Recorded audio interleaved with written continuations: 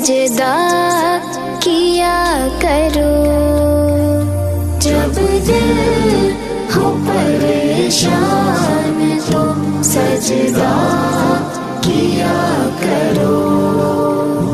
और उसकी बारगाह में मौला, और उसकी बारगाह में तौबा किया करो।